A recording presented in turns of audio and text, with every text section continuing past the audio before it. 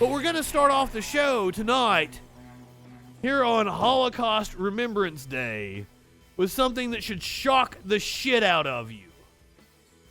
Remember, Holocaust Remembrance Day. That's what today is. Republicans all across this country posted in honor of Holocaust Remembrance Day on the same day that a Tennessee school board banned an award-winning Holocaust graphic novel called Mouse. I don't know if I'm saying it right.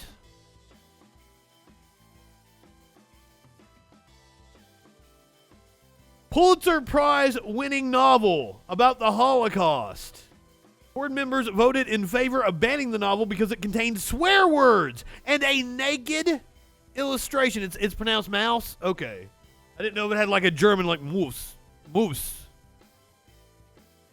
Graphic novel Mouse, A Survivor's Tale, depicts how the author's parents survived Auschwitz during the Holocaust. That is not a book that I read in school. I had to read Ellie Weiss's Night. Holy fuck!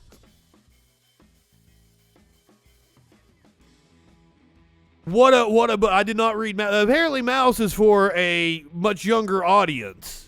I read Night when I was a freshman or a sophomore. Author Art Spiegelman said he was baffled by the decision. 6 million Jewish people died in the Holocaust. Nazi Germany's campaign to eradicate Europe's Jewish population. Mr. Spiegelman's parents were Polish Jews who were sent to Nazi concentration camps during World War II. His novel Mouse, which features hand-drawn illustrations of mice as Jews and cats as Nazis, won a number of literary awards in 1992.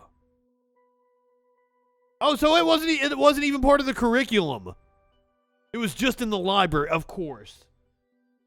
Now, this is going to be an ongoing theme. We've got a number of these stories here tonight. A McMinn County School Board meeting in January, members said that they felt that the inclusion of swear words in the graphic novel were inappropriate for the 8th grade curriculum. It was in 8th grade. So if it's in the curriculum, they were actually teaching it in class, which good, they probably should be. The meeting's minutes, the director of the school's Lee Parkinson was quoted as having said, "There is some rough, objectionable language in this book." Members also objected to a cartoon that featured nakedness in a drawing of a mouse. A fucking naked mouse!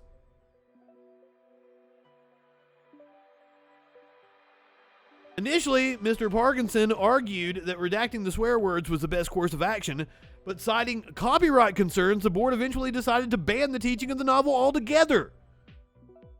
Some board members did back the novel's inclusion in the curriculum. At least some people had some goddamn sense. In an interview with CNBC, the author of the novel, Mr. Spiegelman, said he was baffled by the decision and called it Orwellian. He is correct. Speaking on Wednesday about the ban, a day before Holocaust Memorial Day, he said, "I've met so many young people who have learned things from my book." The move to ban the novel comes amid a national debate over the curriculum in U.S. public schools. Parents, teachers, and school administrators have been grappling with how to teach race, discrimination, and inequality in the classroom.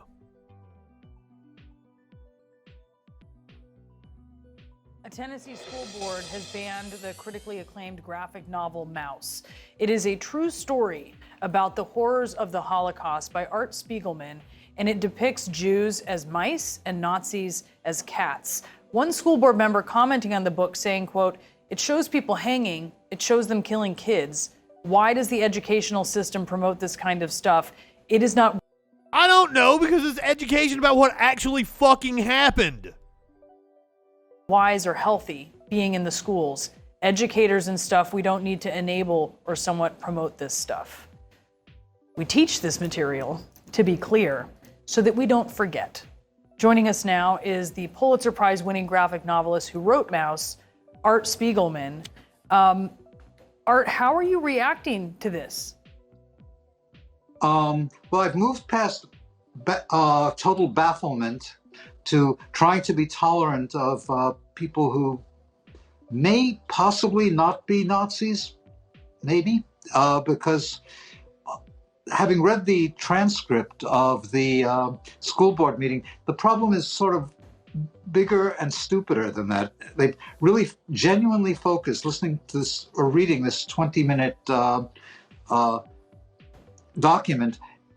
They're totally focused on some bad words that are in the book. Now, I mean, we're talking about a state that just fucking last year took the bust of the founder of the Ku Klux Klan out of the state capitol. So may or may not be Nazis. Like, damn it, I can't believe that the word damn would get the book jettisoned out of school on its own, but that's really where the genuine focus seems. Oh, it's the word damn? That's all it's... Oh, my God. You presented. It wasn't really like... There wasn't any hint of... well, you know, I think the author might be Jewish or something. We don't want to have Jewish books in our schools or something. It's not like that exactly, at least. So I'm trying to wrap my brain around it. It certainly hijacked that brain sometime around 7:30 last night and hasn't let go since. Yeah, I can understand why it's hard to wrap your brain around it. Art, first of all, it's an honor to meet you. Just a giant fan of your work, had a profound impact on me. Their specific complaint was naughty language and nudity. To me, the nudity was... I mean, you're talking about the Holocaust. If your problem with discussions about the Holocaust are bad words and nudity, I'm just not sure you're getting the point. Nope. I agree, which is why I'm still trying to go, how did this exactly happen? But the nudity is specifically a small image that has my mother right after having slashed her wrists in a bathtub being found. So it's seen from overhead, and you can see it's a tiny image. So you have to really want to get your sexual kicks by projecting on it. It seems like a crazy place to get them. So I think that it has more to do with... I think they're so myopic in their focus, and they're so afraid of what's implied in having to defend the decision to teach Mao's as part of the curriculum, that it led to this kind of daffily myopic response. And daffy would be easy. I mean, the problem, of course, is that it has the breadth of autocracy and fascism about it, and it has a real problem with asking the parents to be on board to decide what it's okay to teach the kids. And the values are too far away from those I can recognize to see how they got there. But I'm still trying to figure out how could this be just as limited as it is as a problem, especially after reading at least about some educators who were doing their best to try to explain why this was being taught in the curriculum so that it could be the linchpin book for unit of conversation that allows a lot more perspectives in. And as you were just saying, just focusing on the bad words and on the nudity thing is almost absurd. I can't quite get this whole thing is absurd. Because your novel is about the experience of your family, of your father and your mother, and the legacy, too, just in your individual family, about what the Holocaust wrought. And I wonder, Art, if part of the reason they're being so myopic is because of a bigger problem, which is that so many people seem to just not be seeing the Holocaust for what it is these days. Well, what would you say it is? I think of it as a harbinger of things to come. Oh my God, he's right. Right, which makes it all the more troubling if you don't... Right here, in the United States. ...want to use the tools available to discuss it. Agreed. On the other hand, like I said, the teachers who were trying to make their case really were trying to explain why it's important to deal with this topic. And I remember when I was a kid, quite a while back now, it was kind of a given that the Holocaust wasn't a subject. I started school in about 52 or 53 in kindergarten, but it just wasn't a subject. And my wife was French. French. I don't think it was really being taught in the schools either. And I got to say, and this is strange but true, I never did this book to teach anybody anything. I was trying to find a story important enough to spend time drawing, and it turned out to be 13 years to do that. It should be taught in the It curriculum. wasn't about being didactic. Required reading. None of that. It wasn't like I've really got to teach people that they must never forget. I just knew I had a story worth telling. When I first started in 1972 with a 3-page version of this, it just wasn't a topic. It wasn't like what it's become, where I think every year the Oscars have at least one Best Holocaust Movie award, and it wasn't made that way. It wasn't thinking like we must teach people to be better people. But can art and memory have a way? It was like, hey, I'm seeing you on CNN right now. Than you don't fully imagine, and this book clearly has. And I also want to note that you've talked about the impact and the fear that people have had about this book. And look, it was banned in Russia for one thing, but you also talked about the idea of banning books here in the United States. And one of the things you've written is, keep your nose in a book and keep others people's noses out of which book you choose to stick your nose into. Right, that was made as a bookmark to be given away on Banned Book Week Day in libraries. Yeah, well, I agree. I mean, if anything, my problem is staying focused on this problem because the problems are past. I mean, this is your news cycle now, but every day there's another sign that what the kids ought to be reading as well, but can't because there are probably too many big words. And I know that in that part of Tennessee, the reading level, only 30% of the students in the Oh, he's making a very salient level. point. But I would recommend On Tyranny by Timothy Snyder, which connects the dots admirably. He's an estimable historian who wrote Bloodlands. And this best-selling pamphlet book has just come out in an illustrated edition. I didn't look through it to see if there's a body part that shouldn't be seen somewhere, and I don't remember that, but it could be with the graphics. And it's a matter of trying to not only know what happened, but connect it somehow to what's happening to us now. Can we talk? You were talking about maybe this is a harbinger of what's to come, and you mentioned, when you were in school, maybe there wasn't much taught about the Holocaust. I think there really was more of a reckoning in the 60s and 70s about the importance of talking about it more honestly. And it seemed for decades now that was the prevailing thought, the importance of remembering so that we don't forget. What do you worry is on the horizon if there is a part of this country that cannot be learning about the Holocaust in the way it happened? Well, I think it's already started happening. Like I said, the dog whistles abound. I think there was a moment in there where I thought Jews were honorary white people. But it seems that after coming against critical race theory as the accusation against books that deal with our history, never facing up to studying the genocide of Indians, it seems that we're back in a category of, and I say that not as a religious Jew, but as clearly a Jew of some kind, even though I don't subscribe to that notion of anyway. Just, I'm sorry, I warned people that it was 8 o'clock and I wouldn't be that articulate.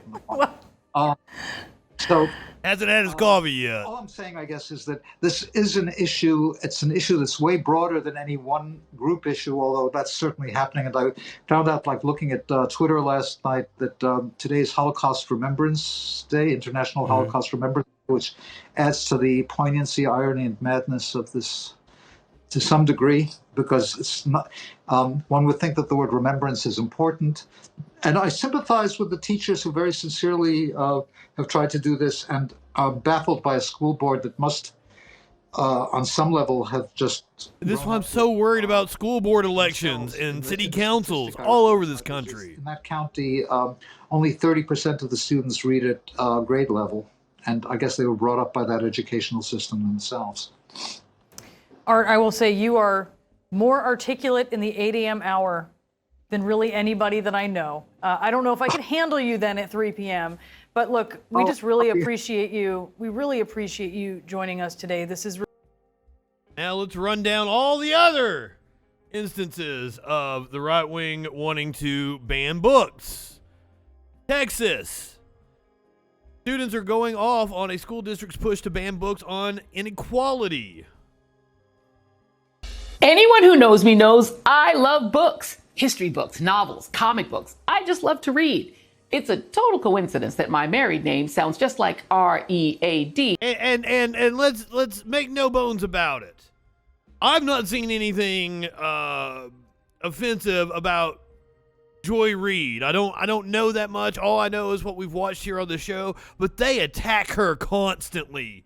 And there's bound to be a reason for it because she does news hits like this. But spelled differently. So this thing really bugs me that's happening in our country right now.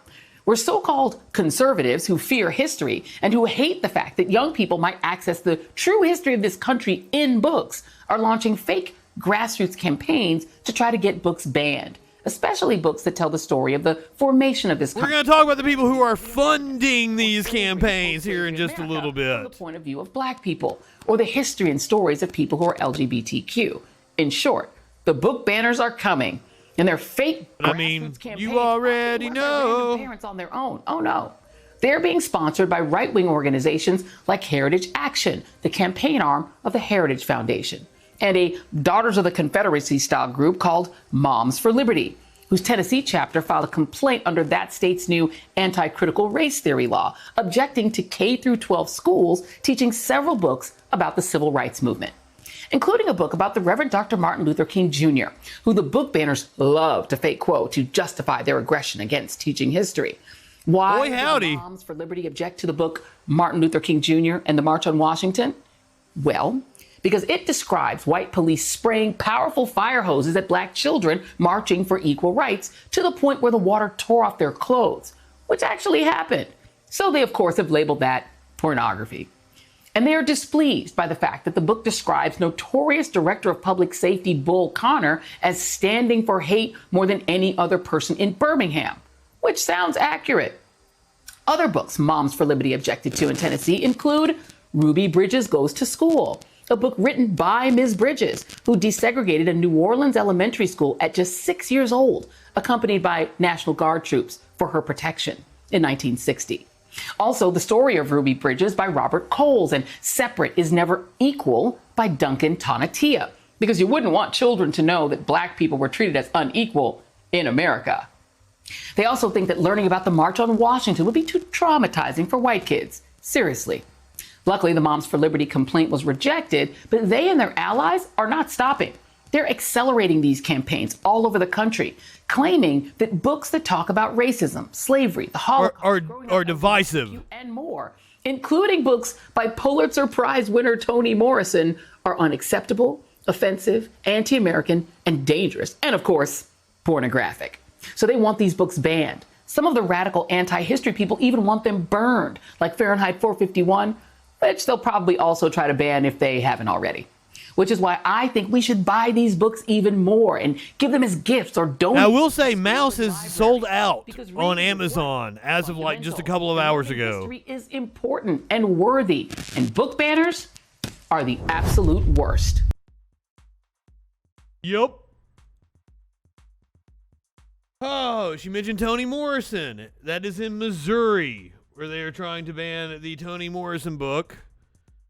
The Wentzville School District bans award-winning novel that focuses on the black experience. A local school district is banning an award-winning novel focusing on the black experience. I just said that. This to obscenity complaints. Last week, the school board voted to pull The Bluest Eye by Toni Morrison from library shelves. It tells the story of a young black girl and includes passages about incest and rape. Morrison said she wrote the book in the late 1960s to show the psychological damage caused by racism. In 2020, The Bluest Eye was on the American Library Association's list of top 10 most challenged books. I fucking go and look up the top 10 most challenged books. In 2020, it was predominantly books on gender, LGBTQ issues.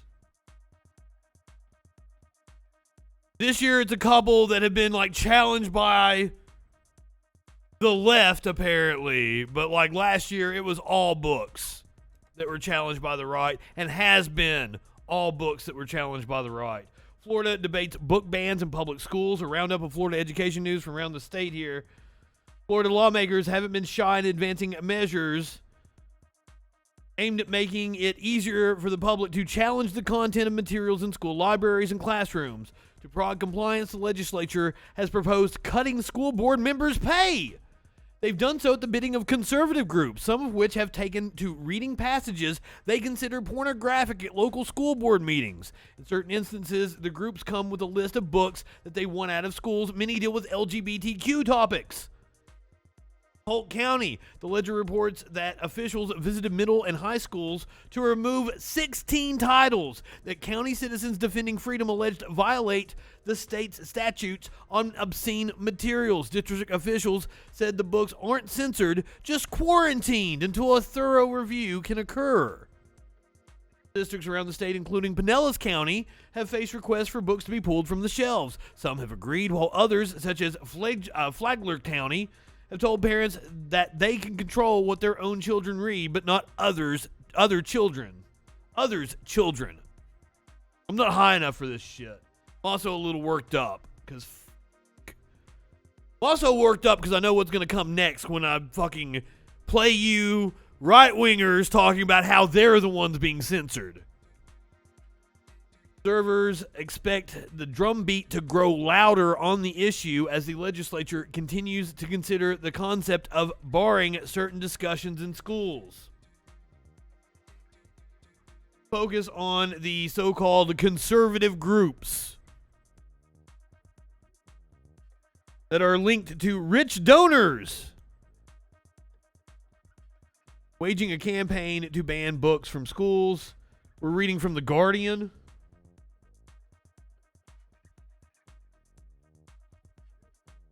I can't make it scroll for some reason. The hell, Guardian. Oh man, it may be fighting me back because of all my ad blockers here. Come on, Guardian. What the hell?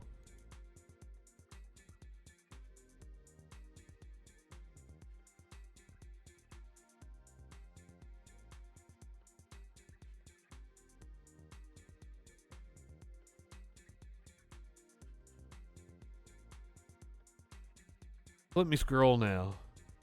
Conservative groups across the U.S. often linked to deep-pocketed right-wing donors are carrying out a campaign to ban books from school libraries, often focused on works that address race, LGBTQ issues, and marginalized communities.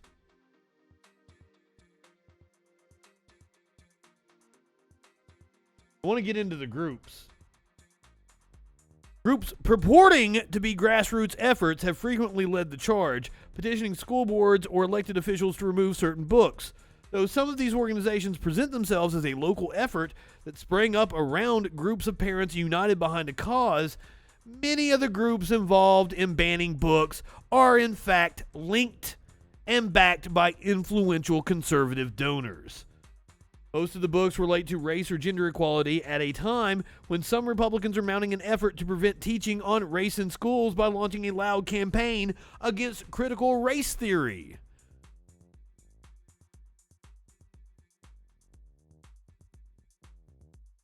Deborah Caldwell Stone, the director of the American Library Association, said that we've noted that there are a number of groups like Moms for Liberty, Parents Defending Education, No Left Turn in Education, that have a particular view on what is appropriate for young people, and they're trying to implement their agenda, particularly in schools, but also taking their concerns to public libraries as well. Caldwell Stone said the American Library Association received 156 book challenges in an attempt to remove or restrict one or more books in 2020. In the last 3 months of 2021 alone, the organization saw 330 book challenges. In most incidents, there is a common format. According to the conservative groups, one parent of a child at school has spotted an allegedly unsuitable book and has raised the alarm, but the movement is far from organic. The name Moms for Liberty might suggest a homely, kitchen table effort. In reality, Moms for Liberty is associated with other supposed grassroots groups backed by conservative donors who appear to be driving the book banning effort. Moms for Liberty groups are promoted on the website of Parents Defending Education, another conservative group, and in May, Moms for Liberty joined with PDE. That sounds like a fucking sexually transmitted disease, a PDE. Write a letter to Miguel Cardona, the U.S. Education Secretary, expressing concerns over federal efforts to include teaching about the consequences of slavery and the contributions of black Americans in U.S. society. Moms for Liberty did not respond to a request for comment. I believe Moms for Liberty. No. This is Heroes of Liberty. My apologies. I assume they are linked. But this is a fucking crazy ass ad for the type of books that they do want included in the school curriculum. Have a good day. This is not a parody. What I'm getting ready to show you is not an SNL skit. I just sent my kids off to school. But do I really know what I will be getting back?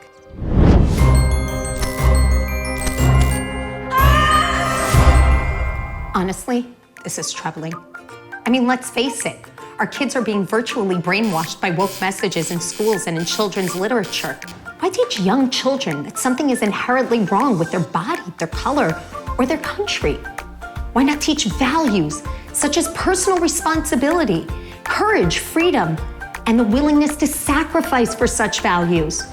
Don't even get me started on the quality of the storytelling, as my beloved grandma would say. That's about as lame as a horse overdue for the glue factory. Don't get me started on the quality of that line, ma'am. Holy shit.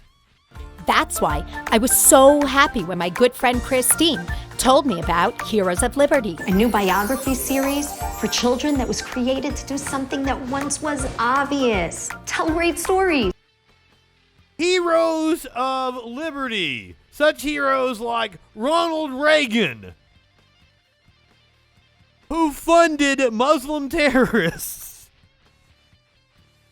in order to provide arms to South American death squads and flood the streets of the U.S. with crack.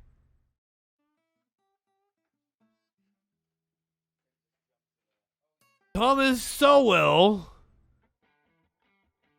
the black economist, and Amy Coney Barrett.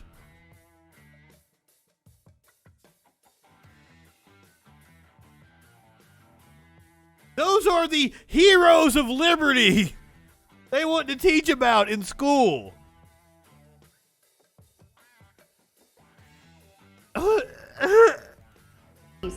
With tales about people who lived inspiring lives and who were devoted to the values that made this country great.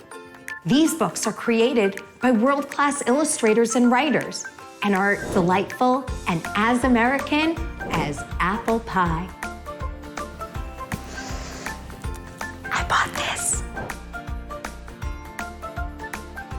That was really weird for her to pull a pie out of the oven and be like, I bought this. What the fuck? Was that supposed to be funny? Conservative humor is so weird.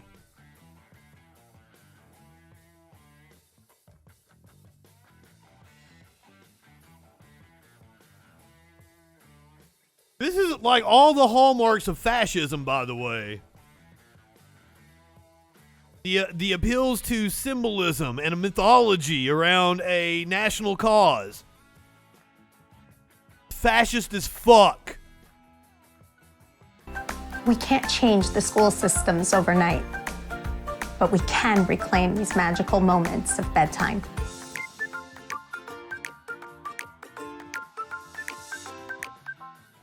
I'm sorry I made you guys watch that.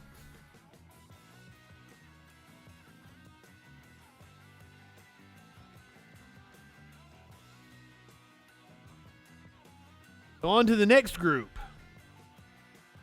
Azra Nomani, PDE's Vice President for Strategy and Investigations, has appeared on Fox News to rail against some books, including Woke Baby and Gender Queer, being in Virginia libraries, and PDE carries a list of books it deems problematic on its website. PDE, which launched in spring of 2021, has emerged as one of the key organizations in the conservative fight to influence in public schools, or for influence in public schools. The group describes itself as a grassroots organization, but has ties to deep pocket conservative money and influence. PDE's president, Nicole Nelly, was previously the executive director of the Independent Women's Forum and worked at the Cato Institute, a right-wing think tank co-founded by Republican mega donor Charles Koch.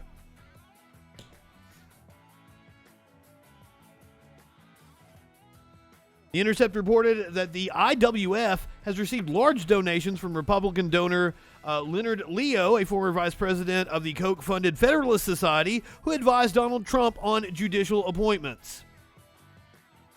PDE's website offers templates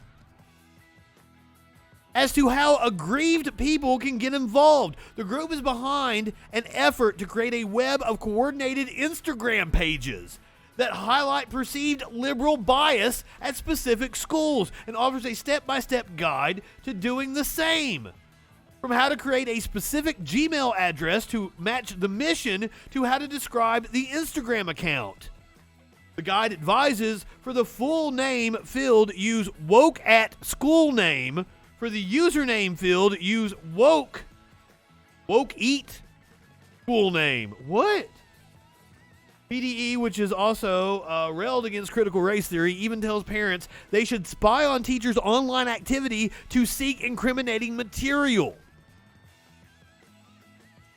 Look at the social media pages of teachers and administrators at your school. They are often quite proud of what they're doing and sometimes post incriminating statements or materials. I don't know, like defending a book teaching about the Holocaust. Another aim beyond banning books is exposed in PDE's effort to encourage conservative parents to run for school boards, an often ignored position that wields a considerable amount of power.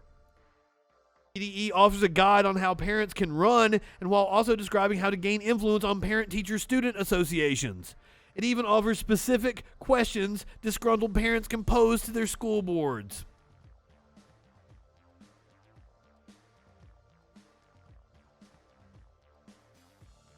I'm sorry, RB. I'm sorry. I felt it was important to talk about that. I know, like we're gonna come back in like an hour. We'll have shits and giggles. I promise. I've got some funny stuff.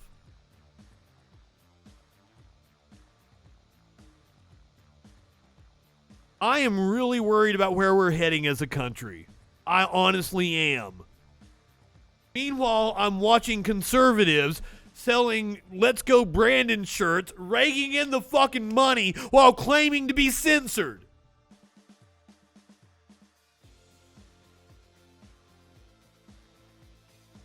No Left Turn in Education, whose chapters are promoted on PDE's website, is another of the groups leading the charge. No Left Turn's website contains a list of more than 60 books it deems inappropriate. Again, the group has links to deep-pocketed conservatives. The Milwaukee Journal reported that Alana Fishman, No Left Turn in Education's founder, has provided free legal representation for parents wishing to challenge school districts. According to Journal, most of the lawyers are affiliated with the Liberty Justice Center and Pacific Legal Foundation, which received funding from the prominent GOP donor, Dick Erlin, a Wisconsin-based billionaire. By the way, I have been doing work for conservative groups. I had a podcast network they were way overpaying me. They've quit using me, so they probably found somebody cheaper. But it was a whole network of different podcasts that just catered to this nonsense. And one of them was out of Wisconsin. And one of them was about promoting homeschooling. They were big on the school choice and everything. I about fell out of my chair one time when they called John D. Rockefeller a secret socialist. They just want a cat ass.